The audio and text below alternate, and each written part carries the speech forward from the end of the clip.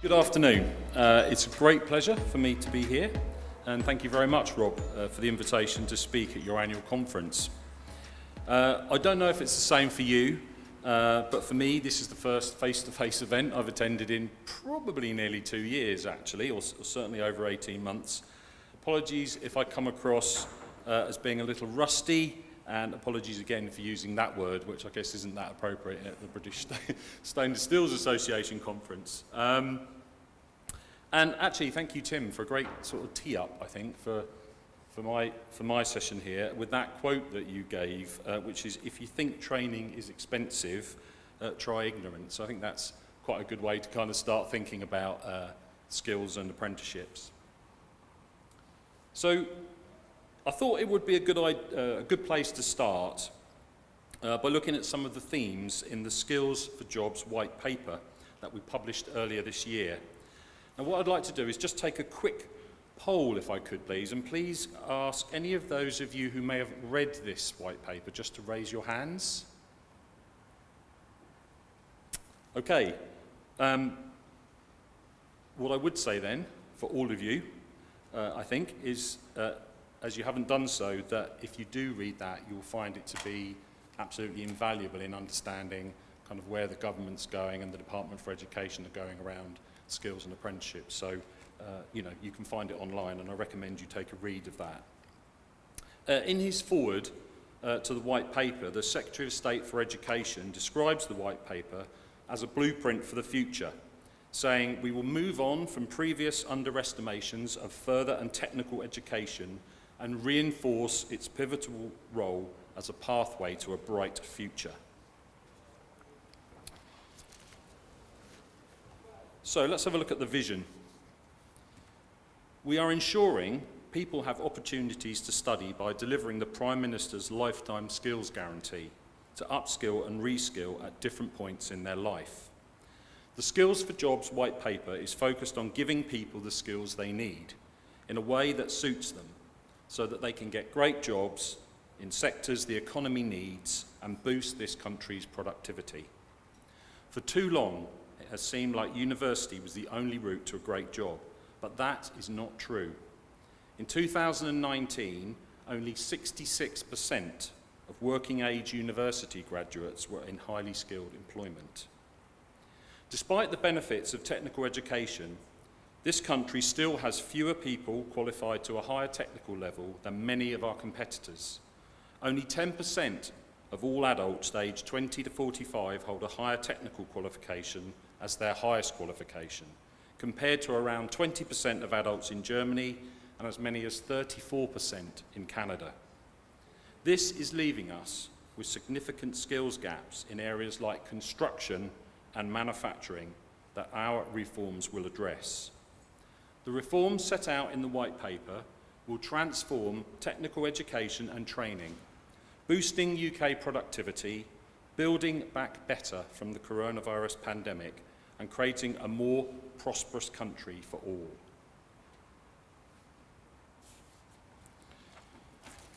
So let's take a summarised look at each of the chapters in the white paper.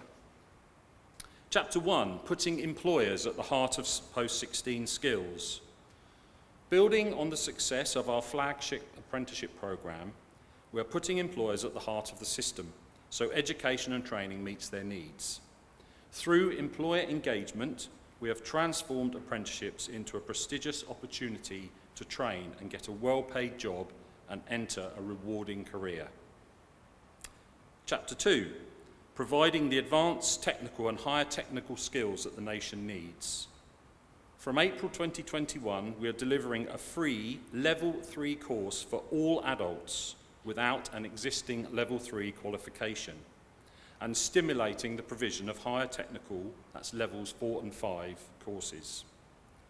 We will expand on our existing reforms to increase the number of people studying high-quality technical education.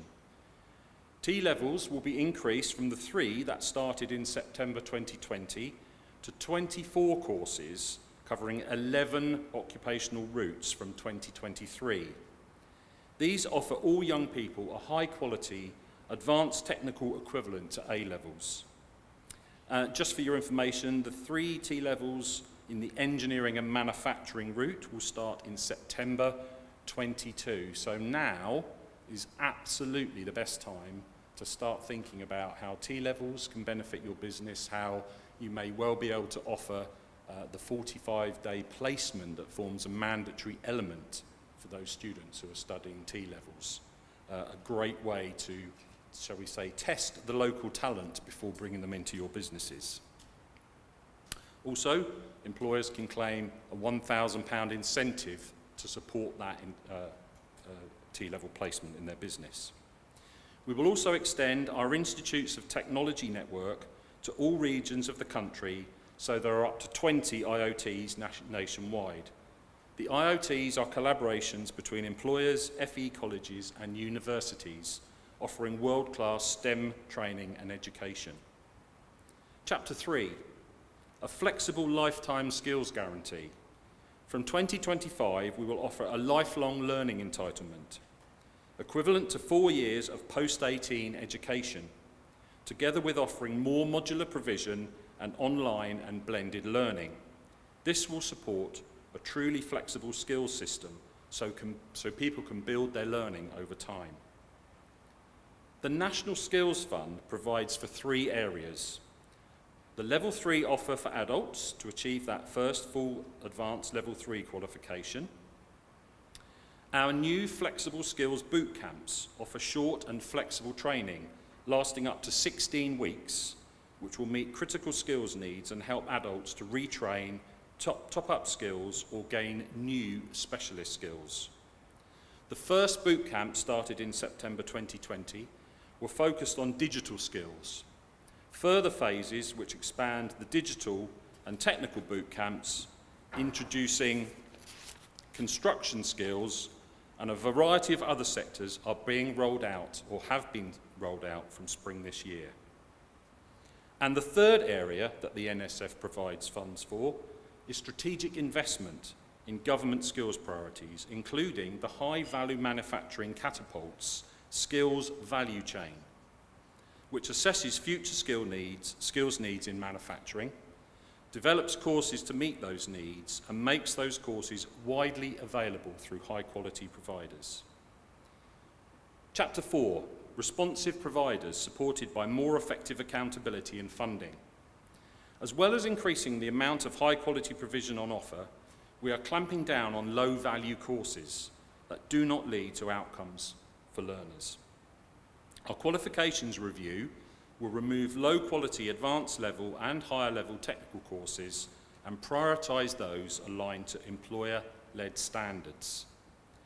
We want to support colleges and other providers to deliver these reforms, so we will consult on how to reform funding and accountability.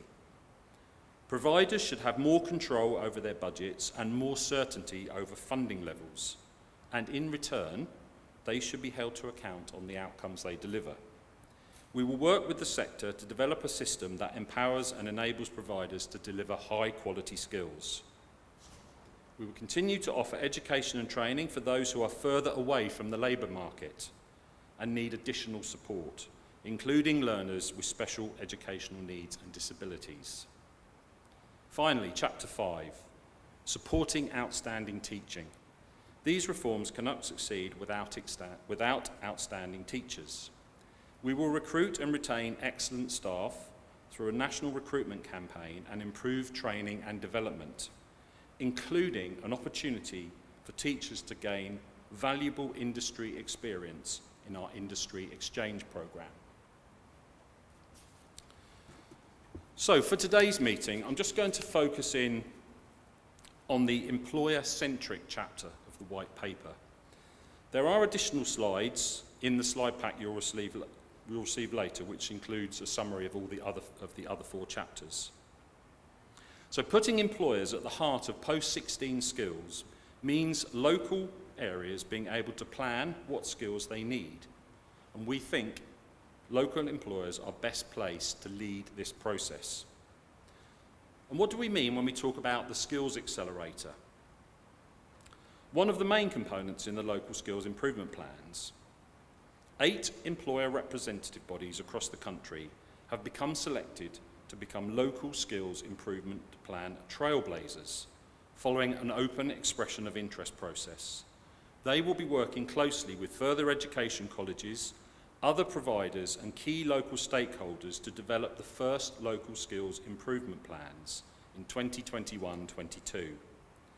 The plans will set out the key changes needed in a local area to make technical education and training more responsive to employers' skills needs.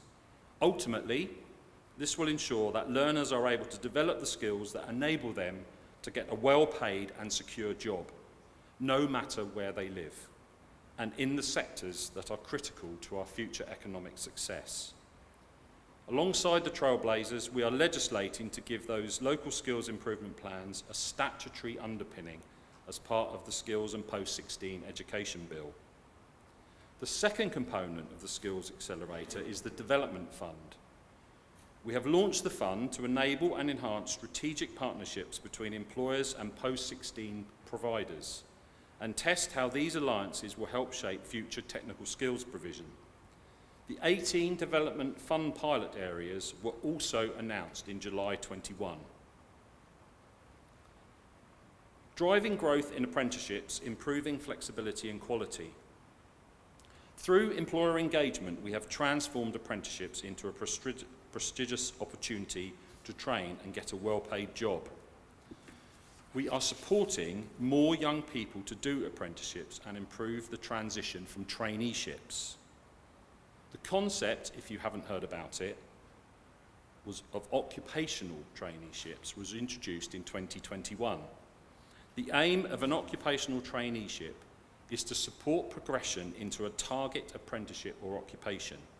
The content of the traineeship is aligned with the relevant occupational standard and ideally reflects the employer recruitment criteria for live apprenticeship or job opportunities.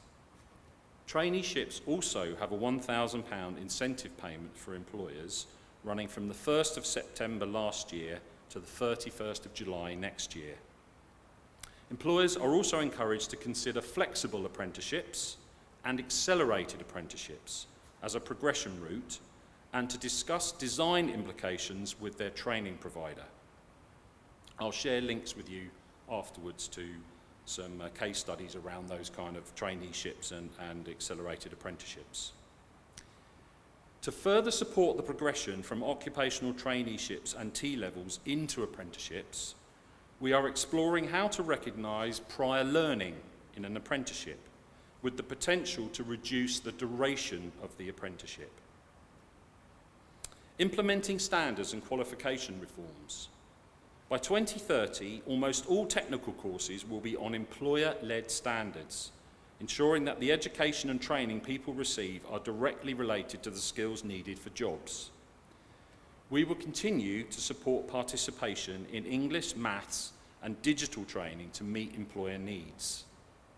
We want to increase the number of young people that leave education with a level 2 in English and maths, because we recognise the importance of these subjects in unlocking doors to further opportunities in education, training and work.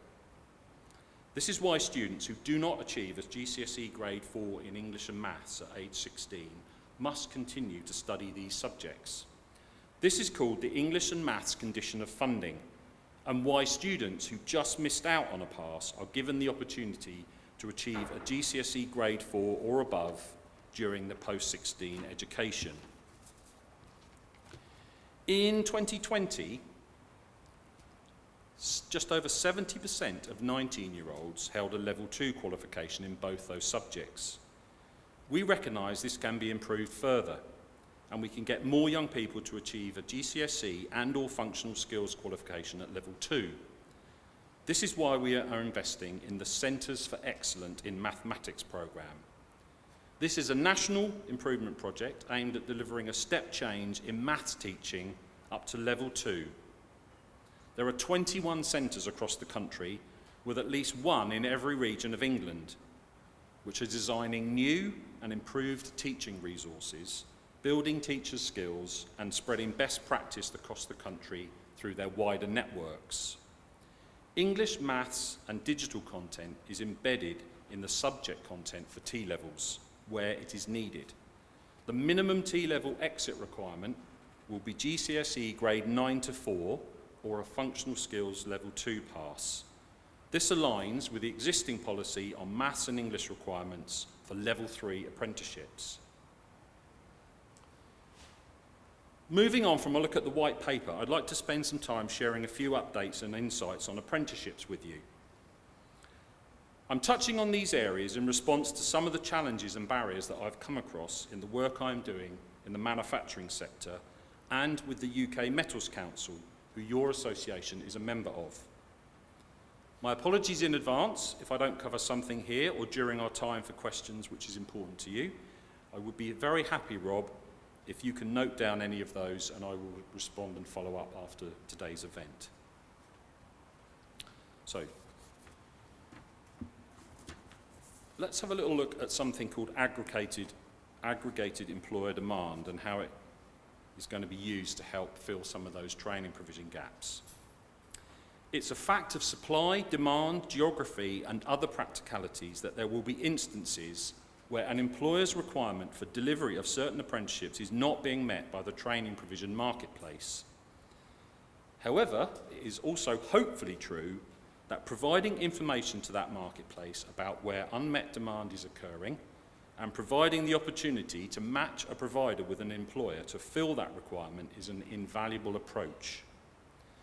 Through Find Apprenticeship Training, one of the components of our digital apprenticeship service, it is now possible for an employer to flag their unmet requirements to the provider marketplace. So what does an employer need to do if they can't find training for their apprentice, i.e. there's a gap in provision? It may be there is no training available, or there is training available but no registered provider is able to deliver it. So if an employer has been unable to find a training provider, they must register their interest on the Find Apprenticeship Training Service. This flags the need to existing training providers. And further to this, if an employer has completed all of these steps and waited at least 42 working days for training providers to contact them and cannot find suitable apprenticeship training with any providers that are currently on the register, the employer can nominate a preferred training provider to join the register. The employer will be asked to complete just a short business case detailing the gap in provision and the name of the preferred training provider. Once confirmed, the preferred training provider will be contacted with details of how to make an application to the register.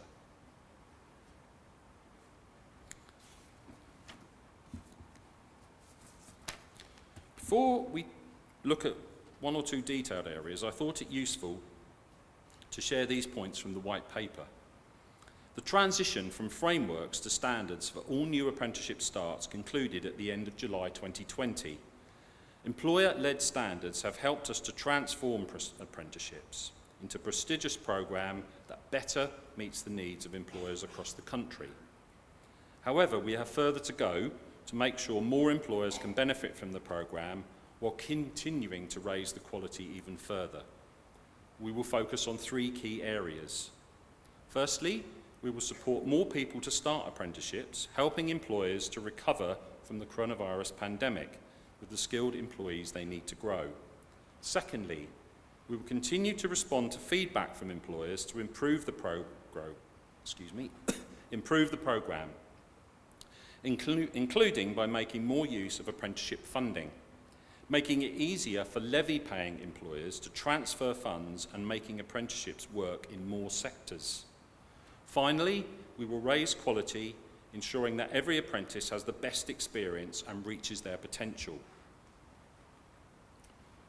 Okay, don't worry that you can't read this slide. You're going to have this pack, so the information was intended for your later reading.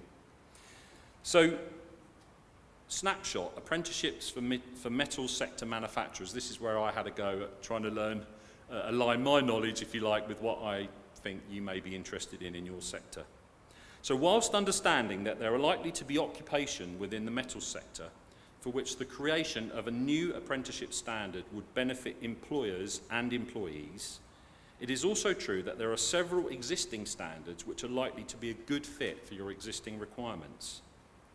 The range of occupations and levels of learning across these apprenticeships also provide a number of logical progression routes and opportunities for upskilling and reskilling existing employees.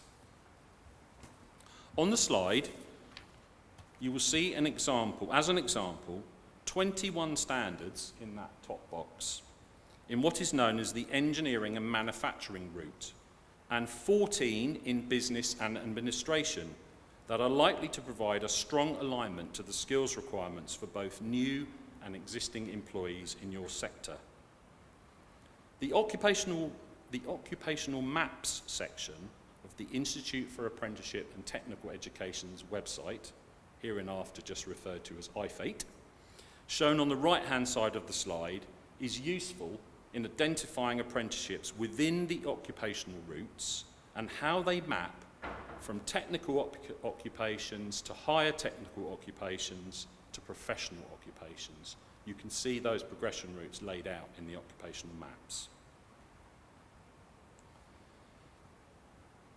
Thinking about the process of identifying an appropriate apprenticeship standard for an occupation, I thought it would be helpful to talk through these points. So, typical job titles have been added to the keyword search facility on the IFATE's apprenticeship standards page. The same functionality is in place on the Find Apprenticeship Training gov.uk web page that I spoke about earlier. When considering and selecting an apprenticeship, it's really important to understand that it is the knowledge, skills and behaviours, the KSBs, that are assessed to determine competency at the end of the apprenticeship rather than the duties. This is a key part of the apprenticeship selection process and helps to avoid overlooking an apprenticeship that may initially appear not to be a good fit. And the requirements of the endpoint assessment plan, employers should review the KSBs on the standard and the requirements of the endpoint assessment plan with a provider to establish whether an apprenticeship is appropriate for them. If all avenues are exhausted, then the Institute are always open to discuss potential new apprenticeships that are not covered by their occupational maps. Before contacting the Institute, if there are apprenticeships that nearly meet those requirements, employers should contact the trailblazer of the apprenticeship concerned to see if changes can be made. Contact details for those trailblazers are listed on the standard, again, on the IFATE website. If changes are not possible and there is nothing available to employers, the Institute should be contacted to discuss the best way forward. So if that's the case and you need to move forward with the development of a new apprenticeship standard, I wanted to talk a little bit about SME input to that process. So insight from the manufacturing sector says that a number of standards are not as strong a fit for the purpose from an SME perspective as they could be. The reason often stated is that this is due to a lower level of SME engagement, input or influence when those standards were created. We only have anecdotal information on this, so quantifying the actual scope and scale of this has not been possible. However, there are a number of positive points with regard to the process of creating and changing a standard, which could help employers and their skills-focused trade associations and professional bodies draw up a plan to ensure that SMEs within the sector do have the voice which they desire. So looking at the points on the slides, where an occupation includes SMEs, there must be SME representation on the Trailblazer Group. Trailblazer groups are encouraged to include trade bodies, professional bodies, providers and endpoint assessment organisations as part of the group. Often these organisations get involved in the drafting and or reviewing of proposals, standards or endpoint assessment plans. It's also easier for SMEs to participate in those meetings now, as many Trailblazer meetings are held virtually. SMEs on Trailblazer groups can input outside of the meetings if necessary by sending their comments on drafts of proposals, occupational standards and endpoint assessment plans.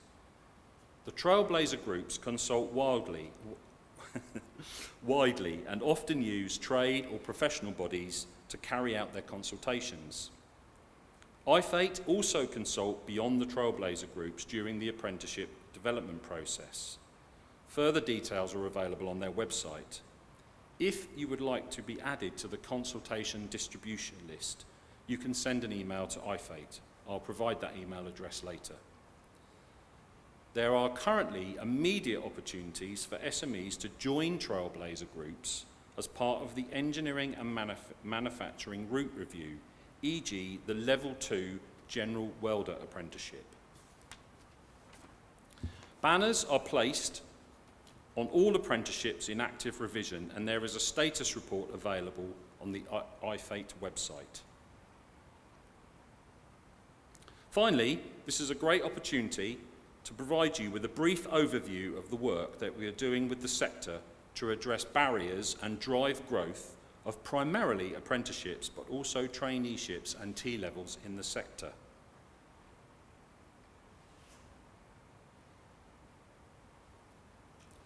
The work we are undertaking with 5 sector areas was originally commissioned by Gillian Keegan, Minister for Apprenticeships and Skills. I hosted 6 roundtables with the manufacturing sector in late summer 2020.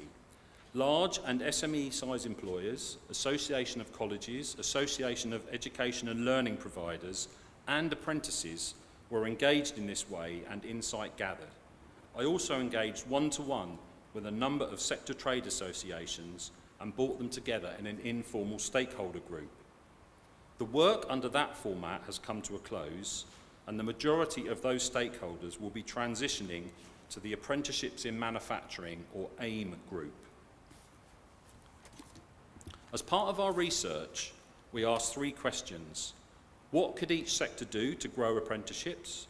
What could each sector do to grow traineeships and T-level industry placements? What could others do, including government, to support these ambitions? The aim of these dialogues was to get under the skin of each sector to a depth that we have not currently undertaken.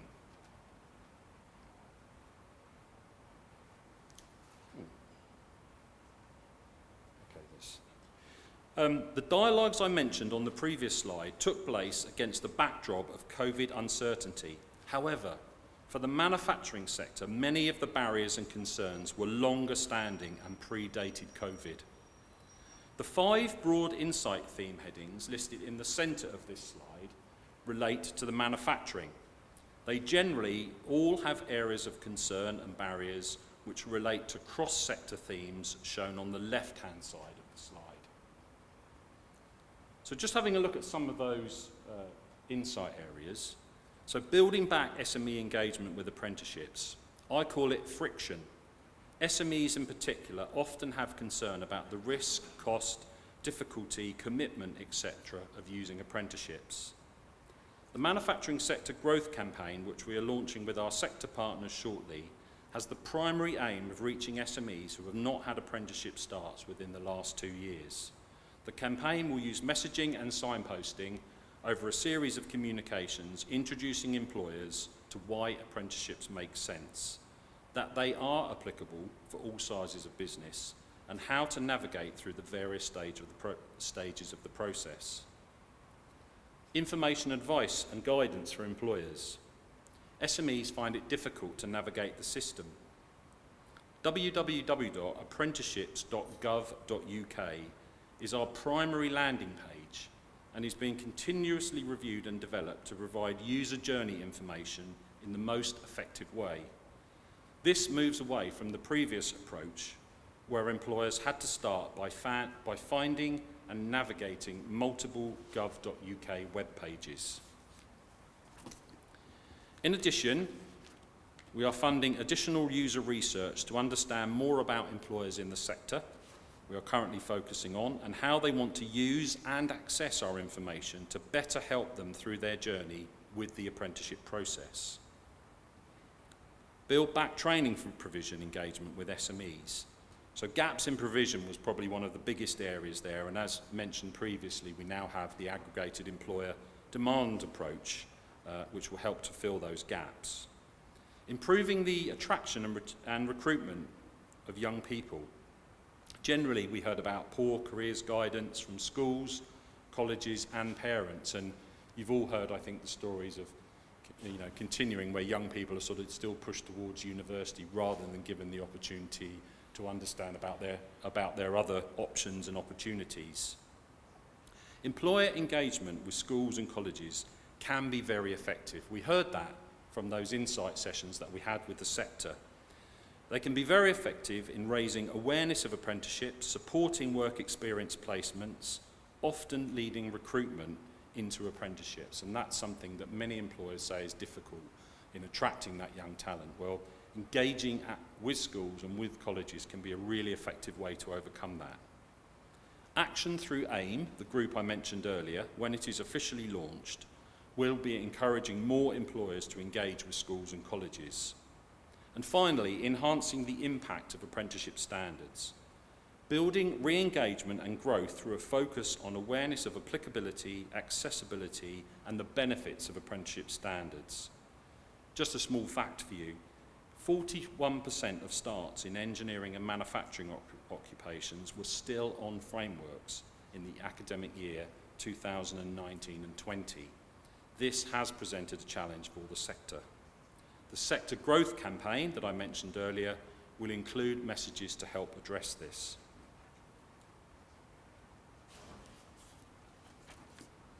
I mentioned AIM earlier. The need for this group was driven as it became clear that in addition to the great work being carried out by its prospective members, a broader, more collaborative approach would be required to address some of the long-term barriers, reversing the declining use of apprenticeships in the sector and then driving growth.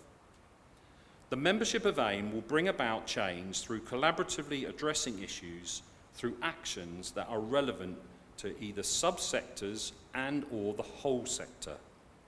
Focus will be maintained by having outcome-oriented solutions, and scope creep will be avoided through pledges to take actions that support each of 4 build pillars. Build up, grow the number of apprenticeship starts back to and beyond pre-COVID levels. Build back, grow the number of SME employers engaged with apprenticeships. Build in, grow the number of placements in pathways which lead to apprenticeships and employment for the under 25s.